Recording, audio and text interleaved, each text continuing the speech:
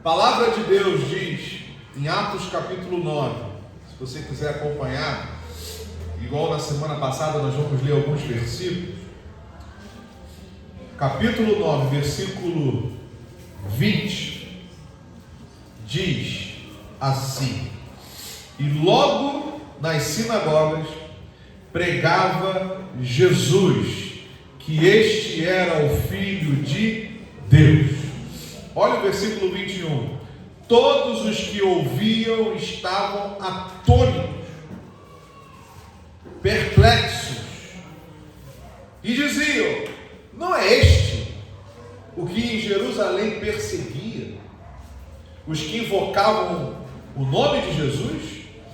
E não foi para isso que ele veio aqui, para levar presos aos principais dos sacerdotes?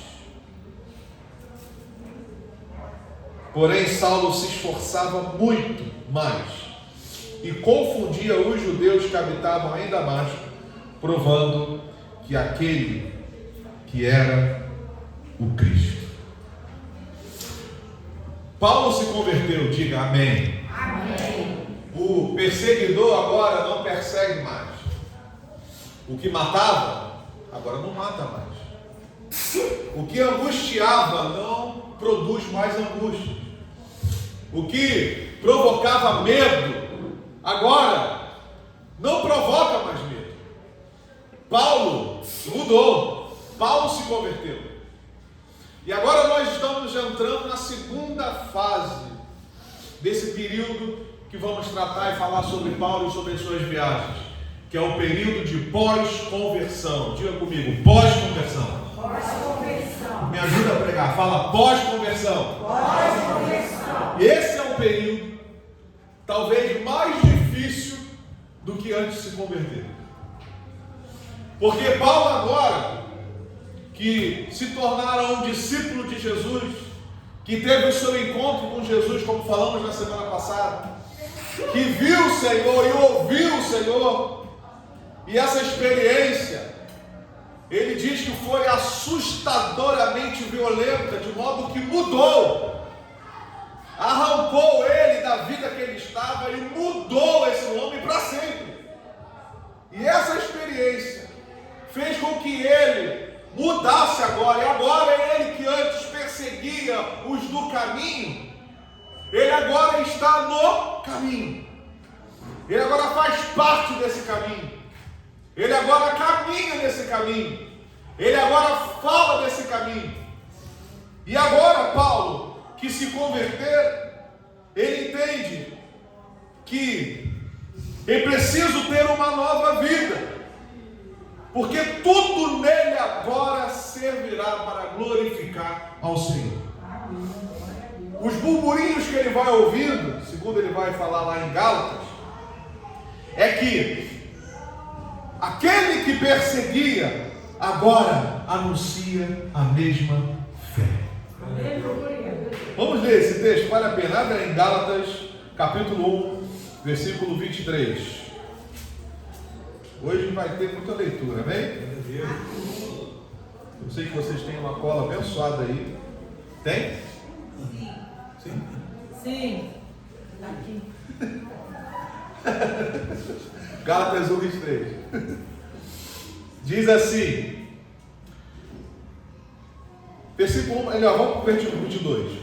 E não era conhecido de vista das igrejas da Judéia, isso Paulo falando, que estavam em Cristo, porém, somente tinham ouvido dizer: aquele que já nos perseguiu, anuncia agora a fé que antes destruía. E olha o que diz o versículo seguinte: e agora glorificam a Deus a respeito de mim.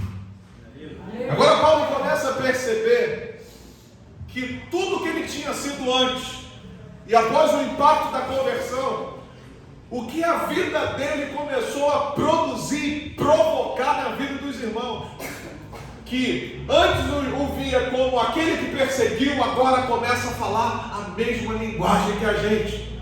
E por causa desse fenômeno, eles começaram a glorificar a Deus. Deixa eu dizer dizer algo para você no nome de Jesus.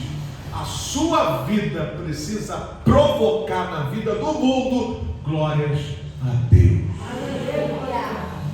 Dá uma olhadinha para esse querido e fala aí. E aí, meu irmão? Sua vida glorifica a Deus? Pergunta para ele, sua vida glorifica a Deus? Porém, amados, nem tudo é só festa. Se alguém te enganou quando você se converteu, dizendo agora vai dar tudo certo, agora é só vitória, agora é só amor, todo mundo vai falar com você, todo mundo vai te abraçar, não vai ter mais ninguém falando mal de você, não existe fofoca mais. Não existe reuniões para falar mal de ti, jamais. Falsidade? Mentira. E nego fazendo conversinha fiada sobre a sua vida? Aqui não. Não, é tudo uma maravilha. É todo mundo manso com todo mundo. É todo mundo num amor profundo que não consegue ficar sem ligar. Meu Deus, eu tenho que ligar para fulano. Eu tenho que ligar para Beltrano. Eu tenho que ligar para fulano. Eu tenho que ligar para Beltrano. Eu não posso ficar sem falar com o meu irmão. Como é que ele está? Todo mundo se fala, todo mundo se tolera, todo mundo se ama, não tem nenhum rabugento, ninguém chato, é tudo flores. Estamos falando do céu, né, irmãos? Porque aqui não é assim. Paulo começa a perceber que a vida cristã não é fácil. E esses elementos e essas problemáticas que acontecem na vida de Paulo, eu acho muito interessante a gente perceber, porque o início da conversão na vida dele nos apresentam alguns problemas que fazem parte da vida de todo cristão. Quais seriam esses problemas? Está com a Bíblia aberta aí? O amém está diminuindo, mas glória a Deus, vamos que vamos. No versículo 23 de Atos capítulo 9 que nós lemos, nos apresenta o primeiro problema que acontece e sempre acontecerá na vida de todo cristão. Diga assim, número 1, perseguição. Quem aqui já foi perseguido depois que se converteu? Quem aqui é perseguido até hoje? Olha o que diz o versículo 23. E tendo passado muitos dias, depois que ele se converteu, os judeus tomaram conselho entre si para o abençoar. Foi? Para o matar. Parece que a alegria dos irmãos, ao perceber que este homem, que era horrivelmente maligno, se convertera, se tornou no objetivo de o matá-lo. Precisamos matar Paulo. Diga assim, perseguição de dentro. Aonde é o lugar onde todos os irmãos deveriam ficar felizes com novos irmãos chegando, ou todos os irmãos tinham que aprender a tratar bem a todos os irmãos, é aqui dentro aonde às vezes a gente encontra homens perseguindo homens, mulheres perseguindo mulheres, irmãos perseguindo irmãos. É dentro da casa. É dentro da família. É dentro do aconchego. É dentro do lugar aonde a gente em um momento ora e diz e clama e cita textos como Salmo 133, quem lembra? Ó quão bom e quão suave é que os irmãos vivem em união. É lindo. Mas na fisicalidade da aplicação desse texto, ele está longe. Porque parece que nós deixamos que a nossa carne sobressaia muito mais do que a espiritualidade que falamos que temos. E aí nós permitimos que perseguições do lugar onde não deveria existir, aconteçam. Olha para quem está do seu lado e diga assim, se você é um perseguidor, está na hora de você se converter. E como diz o pastor Zé Carlos, silêncio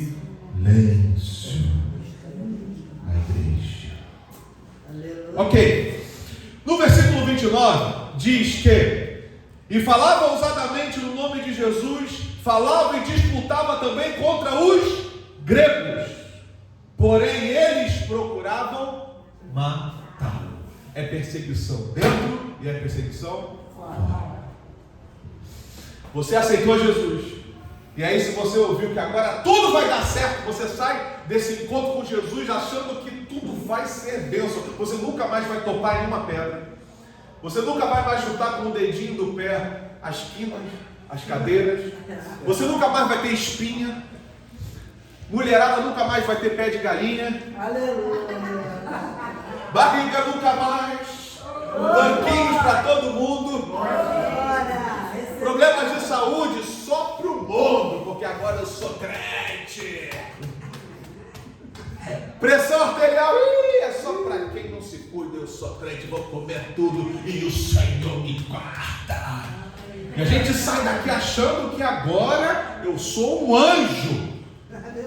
Só que a gente se depara com a realidade da pós-conversão.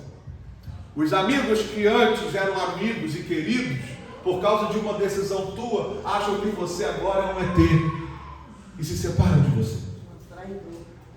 Você começa a perder todo aquele convívio, seja por opções daqueles que andavam contigo ou por opções próprias de não mais contribuir aquilo que se é falado, que se é vivido, e aí você decide então se afastar, porque o caminho que eles estão seguindo é um caminho diferente. Você agora quer influenciar, mas se eles não querem, não tem como você andar junto. E aí você perde os amigos, perde os queridos, vem aqui para dentro e aqui também se levanta perseguições. E aí você é perseguido lá fora e é perseguido aqui dentro. Número 2. Problemas que acontecem após a conversão, que aconteceram com Paulo e acontecem com todos nós, são os preconceitos. Diga, preconceitos. Versículo 26 diz que quando Saulo chegou a Jerusalém, diga Jerusalém, procurava juntar-se aos discípulos. Tudo que ele queria agora era andar com aqueles que ele entendia que eram seus irmãos. Então ele foi para Jerusalém, o centro da religião, da espiritualidade judaica, que era até então aquele momento onde era o quartel-general deles. Foi lá bater com os discípulos, procurou os discípulos. Porém, todos os discípulos o temiam, não crendo, não acreditando que ele fosse um discípulo. Além de se levantar as perseguições, tem os preconceitos. Será que mudou mesmo? Tá bom, é lindo. Aceita Jesus, aceitou. Opa, será que se converteu mesmo? Aqui a gente abraça, beija, dá um abraço e toca a música do Ayrton Senna. Mas depois, gente, será? Não vou abrir muito espaço, não. Primeiro tem que me apresentar frutos da conversão. É discípulo ainda não. Não, no meu julgamento não passa. Enfrenta-se preconceitos e dúvidas se estabelecem. Será que ele mudou? Terceira coisa, que eu acho que todo mundo vai se identificar, que isso parece que nos espera. Parece que está só esperando a gente aceitar Jesus. Ela está lá, está assim, ó. Vai, aceita. E às vezes até tosse. Aceita Jesus, porque eu quero que você venha até mim. Aceita Jesus, eu quero que você venha até mim. Qual é, pastor? Desertos e desertos. Parece que a gente se converte e a gente entra no deserto. A palavra diz que por causa dessas perseguições todas, Paulo voltou para Tarso. E lá em Gálatas, ele diz que foram 14 anos. 14 anos sem aparecer. Isso levou mais ou menos no livro de Atos até o capítulo... Está com a Bíblia aberta aí? até o capítulo 11, de 9, aonde ele diz que, versículo 30, sabendo-os, porém, os irmãos o acompanharam até Cesareia e o enviaram, Paulo, até Tarso.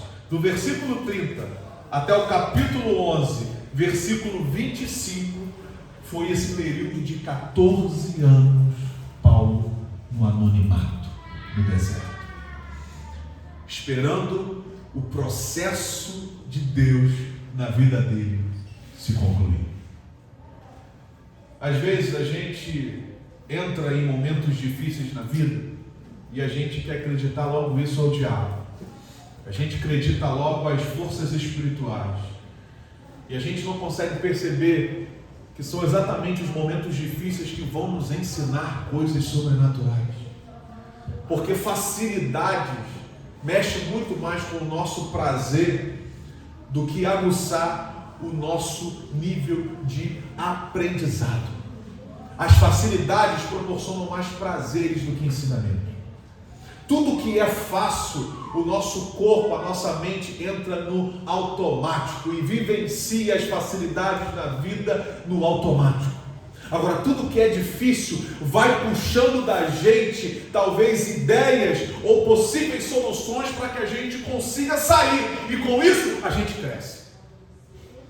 O problema da igreja é que a gente quer usar o nome de Jesus para parar os processos que o próprio Jesus cria para nos ensinar. E aí a gente usa o nome de Jesus para terminar esses processos. E esses processos só vão terminar quando o ensinamento que ele quer aplicar na vida da gente se estabelecer. E aí, como ele não termina, porque o processo tem um tempo, tem muita gente ficando angustiada e triste com Deus. Mas eu quero te dizer que é super, hiper, mega necessário os desertos da nossa vida. Porque são eles que vão nos ensinar a sermos homens e mulheres de Deus de verdade. A meninice espiritual, ela acaba no deserto. Lucas vai dizer que João Batista crescia nos desertos. A meninice no povo de Deus é falta de deserto. A imaturidade espiritual e comportamental na igreja é falta de deserto. Tem muita gente aí que está precisando de um deserto. E por mais que você pense, está amarrado, pastor, em nome de Jesus, eu te digo que não vai nada amarrar o que eu estou lhe dizendo, porque o que interessa para Deus é que você se torne um crente maduro. A meninice atrapalha as coisas. Tem muita criancice no nosso meio, irmãos. E um bom deserto, aquele deserto farto, aquele deserto de mão cheia, acaba com toda a meninice, toda a criancice. Sacode o teu querido e fala assim: és menino, és menina, ou és homem, ou és mulher? Todo mundo agora virou homem, virou mulher. Todo mundo é maduro, mesmo deserto é fogo. Mas eu quero te dizer que tem horas que um bom deserto melhora a sua vida. É o que Provérbios vai dizer. Agora eu não lembro a passagem. Provérbios da Eclesiastes, deu branco. Vai dizer que o Senhor, Ele corrige a quem Ele ama. Tem horas que uma boa palmada de Deus resolve toda a meninice. Tem horas que só uma cintada do Altíssimo. Tem horas que uma boa... Lembra do Heidegger? Aquele chinelo que era o cão, aquele chinelo doía. Ou melhor, o Kenner. Lembra do Kenner? Aquele chinelo que era caro e era o terror dos malcriados. Aquele chinelo ardia até a alma. Tem hora que um bom Kenner do Altíssimo para dar uma lapada na gente no nome de Jesus. Porque o povo menino. A gente é muito criança em muitas coisas. A gente é muito imaturo. Às vezes a gente precisa crescer, irmãos. Sacode o teu querido e fala: cresça no nome de Jesus. Fala aí, fala para ele: cresça, cresça, cresça. Senão vai vir uma palmada dos céus para você amadurecer no nome de Jesus. E você diz amém? Amém. 3:12, Provérbios. Oi? Provérbios 3:12. Muito bem. O Senhor dá uma palmada em quem Ele ama. Glória a Deus por isso.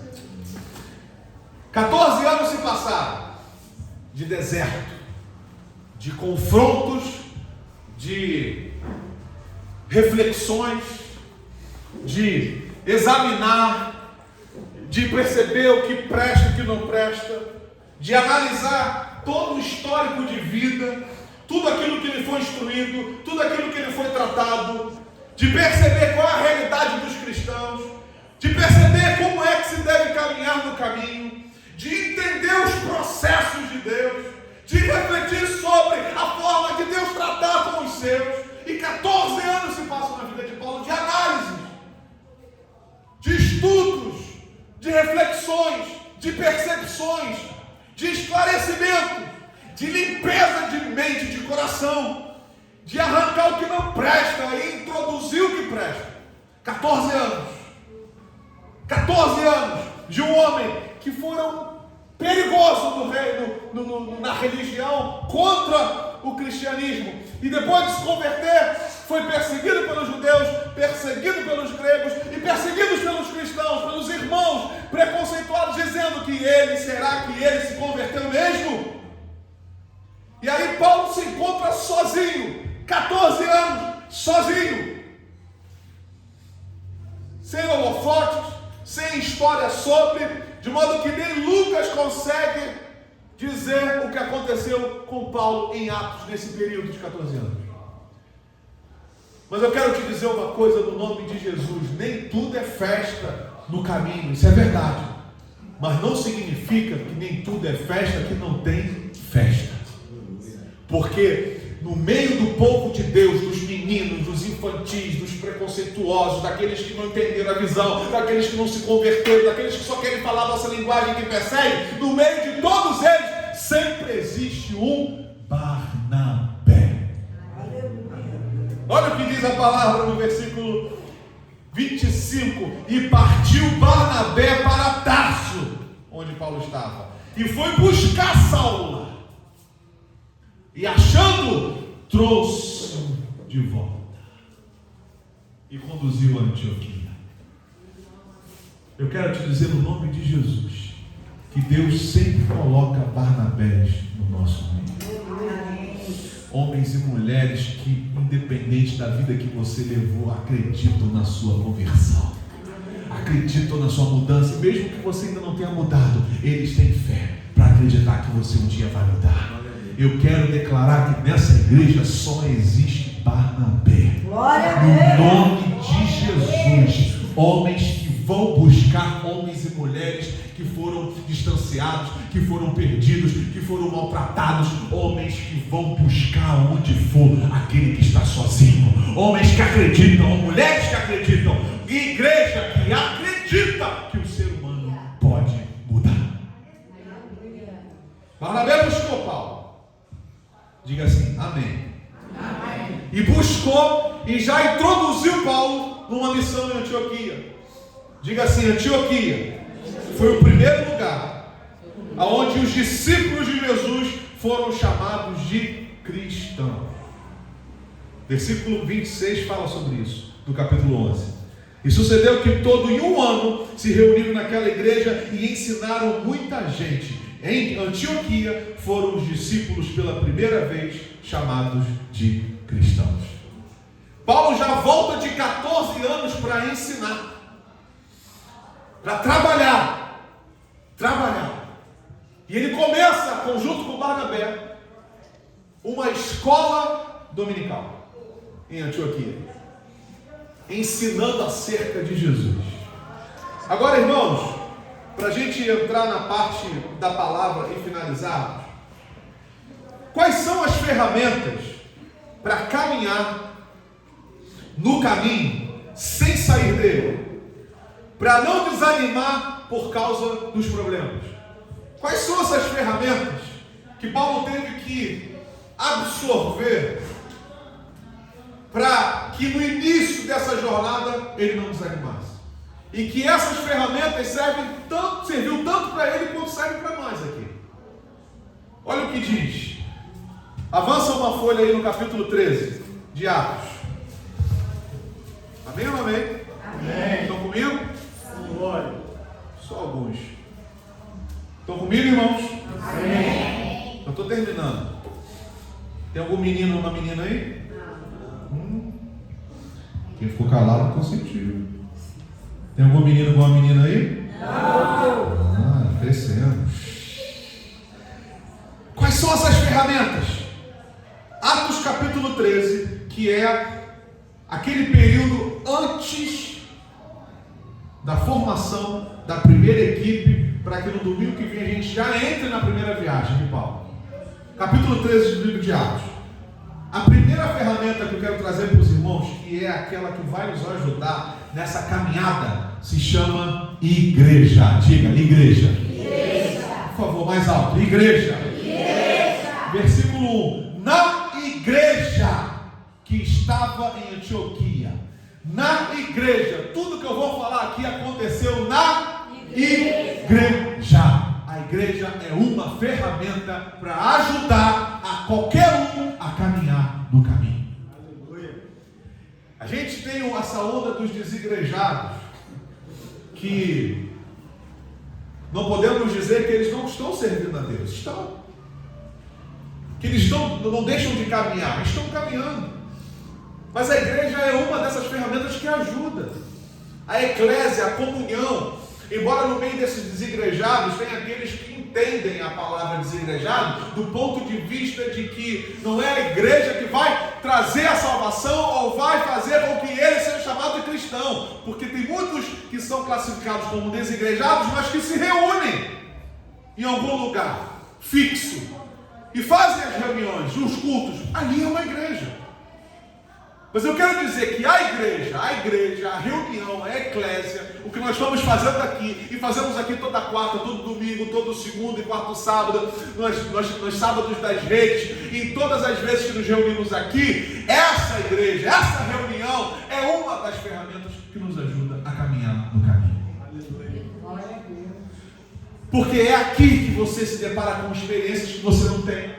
É aqui que você ouve os mais velhos, e não digo mais velhos de idade, mas mais velhos no caminho, que vão te ajudar, vão te orientar, vão dizer, olha, é uma experiência, isso é normal, isso não é, isso é certo, isso é errado, não é desse jeito, isso é dito que é errado, mas não é errado, isso é dito que é certo, mas não é certo. E aqui você começa a ter norte, começa a ter direção de como caminhar no caminho.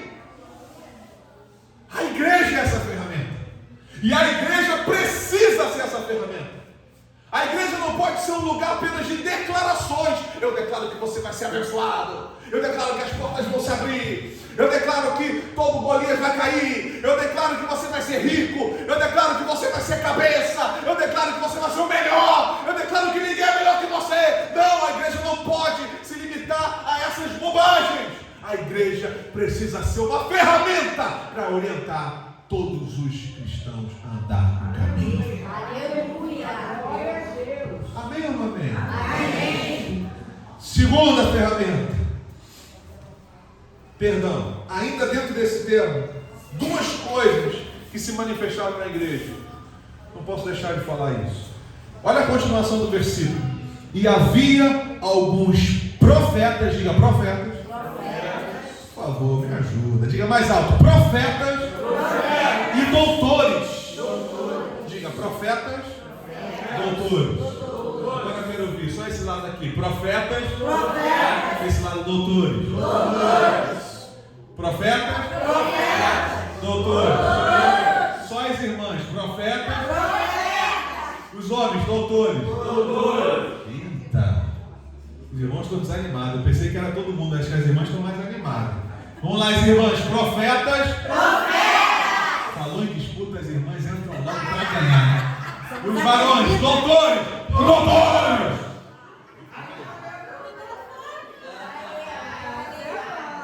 Foi embora, família. Amém, amados? Dá o microfone pra gente. Duas coisas. Se eu der, eu não pego mais. Duas coisas que tem na igreja e precisam ter na igreja. profetas e doutores. E isso vai trazer um significado interessantíssimo, porque profeta é aquele que ouve a direção e a voz de Deus. Doutores vai dizer que são aqueles que se aprimoraram, que se tornaram especialistas, e no nosso caso, na palavra, na escritura. Na igreja precisa ter aqueles que ouvem a direção de Deus, e precisa haver aqueles que entendem a palavra de Deus. De modo que essas duas coisas só funcionam juntas. Não funcionam separadas. Porque a profecia, ou o profeta, a profecia tem o seu respaldo na Escritura.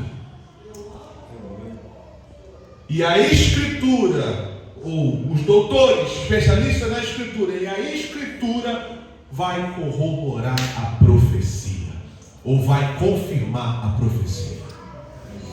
De modo que, se temos na igreja, nessa ferramenta de condução, de mostrar o caminho e como caminhar, só profecias, nós abrimos espaços para heresias estabelecidas em nome de Jesus.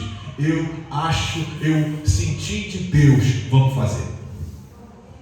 Por isso que em alguns lugares esse sentir de Deus se tornou praticamente algo a não ser questionado. Porque quando o homem fala, eu senti de Deus, que é para que eu nunca mais perdoe a minha mulher. Aí você vai olhar para ele, ô besta quadrada. Mas aí você vai chegar para ele e falar assim, que sentir de Deus é esse? Eu senti de Deus, Deus falou comigo. E se nós não temos um respaldo para quebrar essa idiotice humana, como que nós vamos combater esses sentires de Deus? Sentir de Deus. Agora, quando nós temos também só o domínio das narrativas, e só apenas o domínio delas, e não sabendo interpretá-las de uma maneira correta, sem a inspiração de Jesus, da voz de Deus, a gente tem aplicações que se transformam em julgos religiosos. Está escrito: se teu filho for rebelde, pendura ele no madeiro e deixa com que as aves arranquem os seus olhos. E aí você vai olhar para esse texto que morreu em Jesus, mas se só tem a aplicação do texto, você vai dizer o quê? Você vai dizer qualquer coisa, mas isso é anti-humano, isso é maligno, isso não vem de Deus. Está escrito.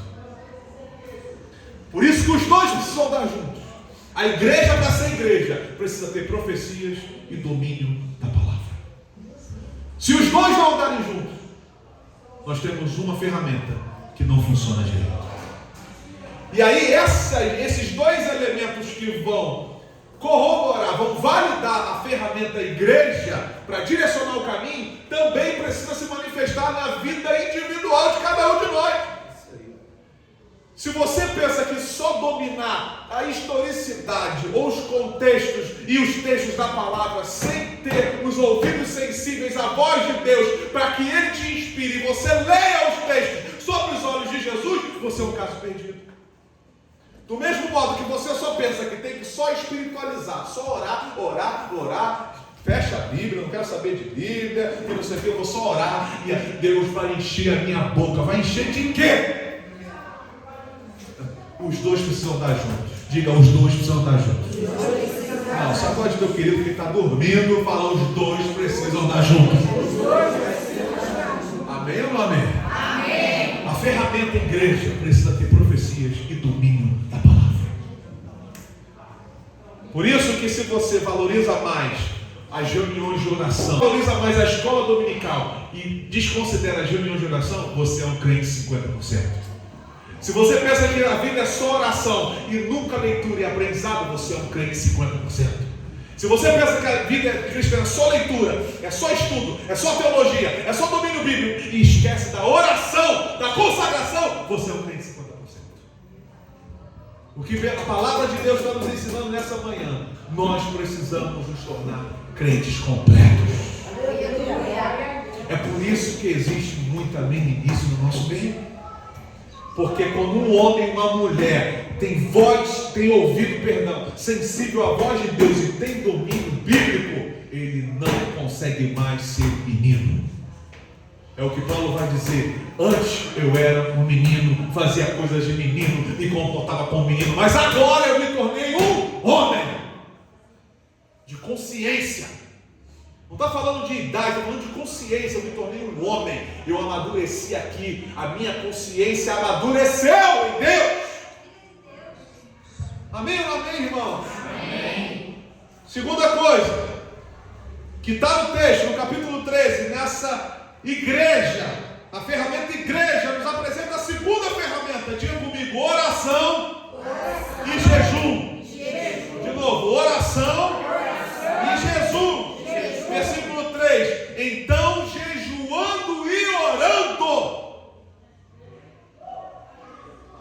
Então jejuando e orando. A oração é conversar com Deus. O jejum é se preparar para essa conversa. Aleluia. A nossa vida tem que ser uma vida de oração.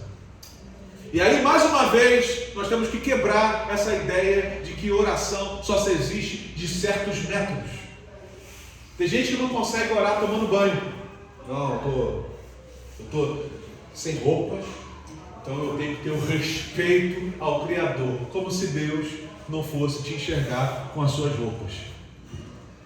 Não, eu não posso orar vendo um filme, porque eu tenho que ligar tudo. Agora é a hora de se concentrar em Deus. Meu amado, oração é na vida. Oração é na vida. A mulher samaritana perguntou algo para Jesus sobre adoração, porque o ensinamento que ela tinha sobre adoração, que só se manifesta na geografia. Qual é o lugar de adorar? Me fala que vai ser lá que eu vou.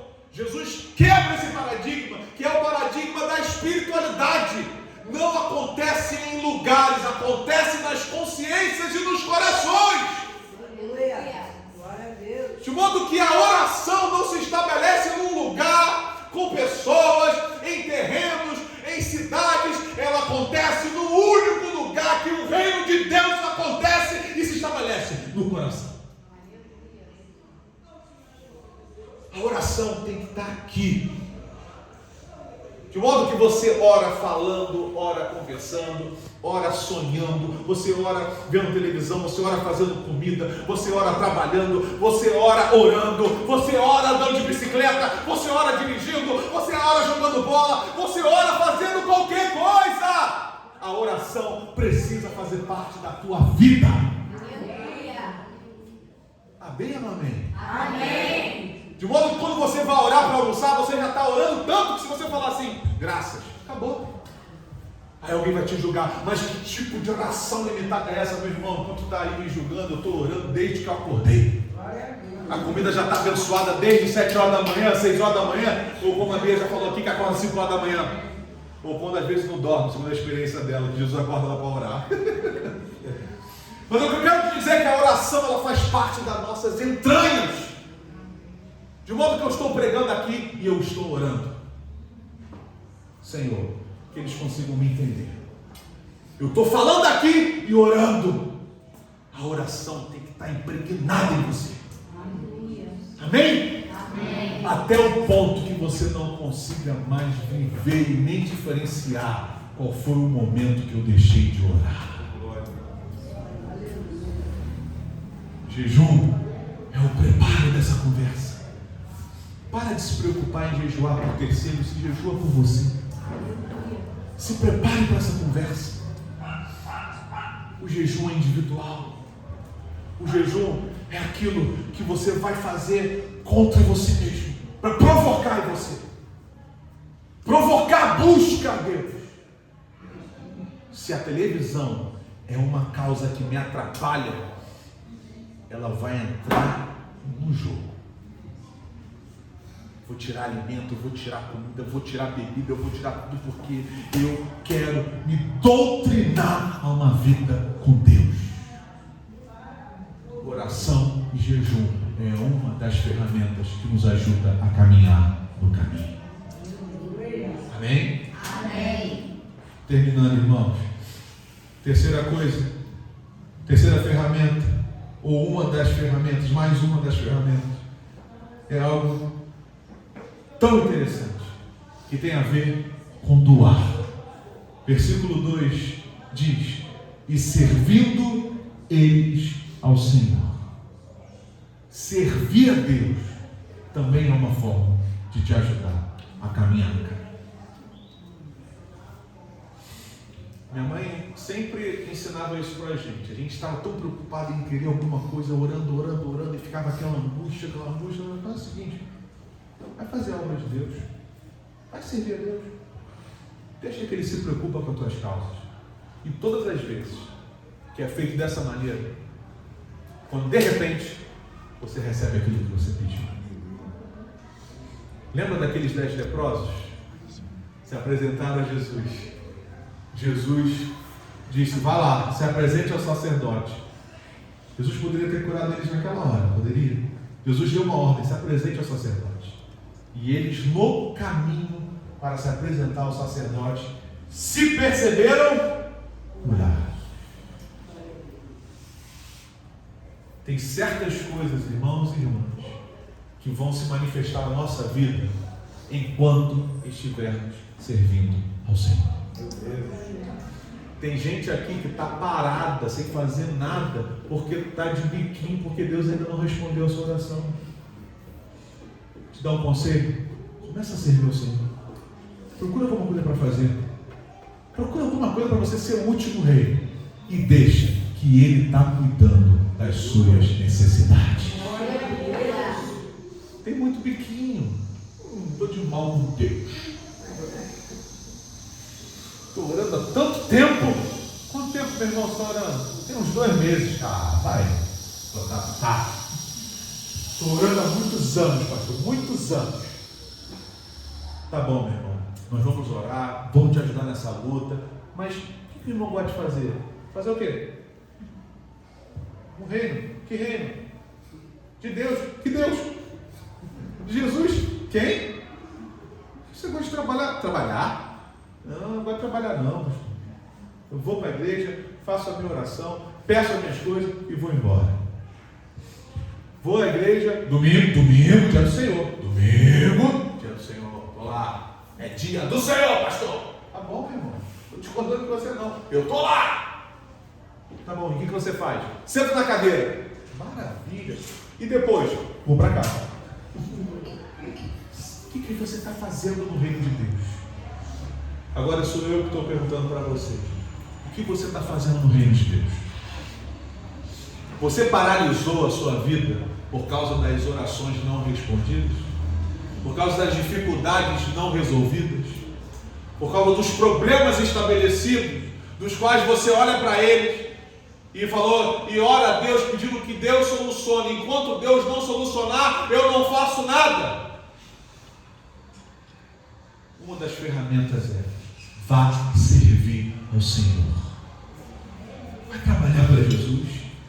Quantas almas precisam ouvir da voz e do amor daquele que te chamou e te amou? Em último lugar, para a gente finalizar, o versículo B, a parte B do versículo 2 diz que o Espírito Santo falou com eles. O Espírito Santo, que é Deus em nós, falou com eles. O que significa isso, pastor? Perceba que todas as vezes que o Espírito Santo aparece, ou apareceu, pelo menos no início da igreja, foi para capacitar a igreja para fazer alguma coisa. Jesus disse: vocês não vão sair de Jerusalém até que do alto vocês recebam poder. E diz Atos capítulo 1, versículo 8, que desceu sobre eles poder. O Espírito de Deus desceu em Pentecostes, a partir do capítulo 2, e encheu todos eles, capacitou cada um deles, e eles partiram. E a prova disso foi a pregação de Pedro. Simples, você lê a pregação, simples, mas poderosa em Deus.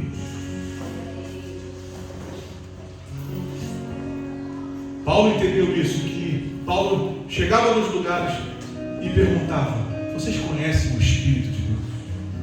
O Espírito Santo. O Espírito, quando se manifesta, ele nos enche para nos capacitar. Deus entra em nós, ele nos possui e é ele que nos capacita. A palavra diz que o Espírito mandou com que a liderança da igreja separasse Barnabé e Paulo para uma grande obra. Deixa eu dizer algo para os irmãos, no nome de Jesus, para a gente finalizar. É o próprio Deus que vai nos ajudar a caminhar no caminho. O Espírito dele, quando ele entra na vida da gente, ele nos capacita e nos ajuda a andar no caminho. Todos nós que o aceitamos, quem aqui aceitou Jesus? Levanta a mão bem alto. Você já foi cheio do Espírito de Deus. Amém? Dons de línguas ou qualquer outro tipo de dom é outro departamento, é outra história que depois a gente conversa sobre. Mas cheios do Espírito de Deus, todos nós estamos. Amém? Amém. Mas tem horas que esse Deus tem que derramar o que nós chamamos de unção para nos capacitar para alguma coisa. Semana que vem nós vamos de fato entrar nas viagens fora. Mas eu não poderia deixar de dizer isso, meus irmãos, que tudo foi feito debaixo de uma capacitação do Espírito de Deus. Pastor, eu estou fraco. Eu quero dizer que o Espírito de Deus vai te possuir nessa manhã. Pastor, eu perdi a esperança. O Espírito de Deus vai te possuir nessa manhã. A semelhança de Sansão. Quando eu era menor e pequeno, eu falava: Sansão é um cara. O cara é muito forte. Até que eu descobri que antes de Sansão usar a sua força, vem um versículo maravilhoso que diz: então o Espírito de Deus possuiu Sansão. Logo a força de Sansão estava no Espírito de Deus. E diz a palavra: o Espírito de Deus possuiu Sansão. Ele arrancou o portão de uma cidade. O Espírito de Deus possuiu Sansão. Ele matou o leão. O Espírito de Deus possuiu Sansão. Ele matou 1000 filisteus. O Espírito de Deus quer te possuir para te capacitar. Você crê nisso? Se você está fraco, essa é uma boa manhã para o Senhor te possuir. Sem fé, é uma excelente manhã para Ele te possuir. Abatido, triste, é uma boa manhã para o Espírito de Deus te possuir. Cansado do caminho, frustrado porque as coisas não estão dando certo, é uma boa manhã para o Espírito de Deus te possuir. Você pode ficar de pé no nome de Jesus.